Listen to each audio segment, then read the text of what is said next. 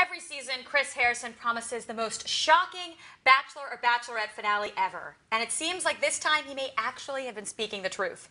The Bachelorette did the unprecedented this week by splitting up the finale into a two-night TV event, and the first part was a heartbreaker. Des loses her flower power when the man she loves decides he doesn't want her final rose. You know, I really want to be madly in love with you, you know?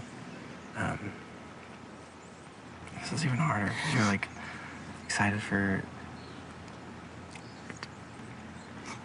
Please don't cry. Can you look at me? No, I can't. Please? No, I can't. Why now? I mean, I can't. Why, Brooks? Why? Tara Block is out this week, but joining me to try to answer this question and what this tragic twist means for next week's final finale is entertainment editor Laura Myers. Hi, Becca. All right, so let's just get into it. Brooks' fantasy suite date turns into a nightmare.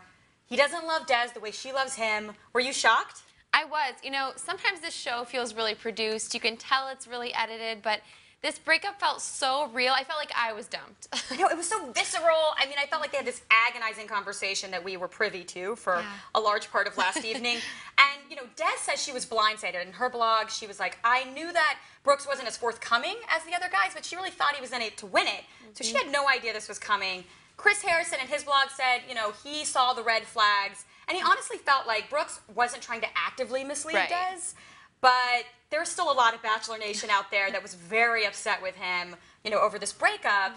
Although Sean Lowe did give him props. He did. You know, he tweeted out, much respect to Brooks. Not everyone can see past this show, which is so true. We're stuck in this world where we're watching this and it feels kind of normal to propose after a few weeks. But in the scheme of things, that's a really big decision. No, it's huge. And that's why Brooks had to go talk to his mom and his sister and be like, I'm freaking out. And they were like, you are not ready. All right, so he's not ready. What does that mean for next week? You know, this final finale, Des has said she wants to go home. What do you think's going to happen? I don't see how she could be with either of the other two guys at this point. You know, and now that she's gone through this heartbreak, how do you start something new with these guys? At this point, a piece of me is hoping maybe Brooks comes back because I think that's the only way she'll really find love, but I don't know that that's going to happen. All right, so you're a hopeless romantic. I'm just hopeless. Because I think they would have given us a kernel of hope, you know, that Brooks was going to return in the promos. And we don't really see anything. And even though he pulls kind of like a soft Mesnick in the driveway and he's like snotting and crying and so distraught, I really think he's gone.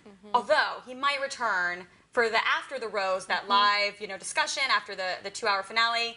We might see him again, but I don't know if I could take it. That's an emotional roller coaster. I know. We are all exhausted emotionally, just really intense. But regardless, we will be watching the 3-hour live TV event. All of us here, we have a live viewing party at Pop Sugar, so join us as we complete this journey with Des. We'll have to see if she goes home alone. Maybe we'll get another season of Des. Maybe. Okay, there's some silver lining. All right, thanks so much, Laura. Thanks.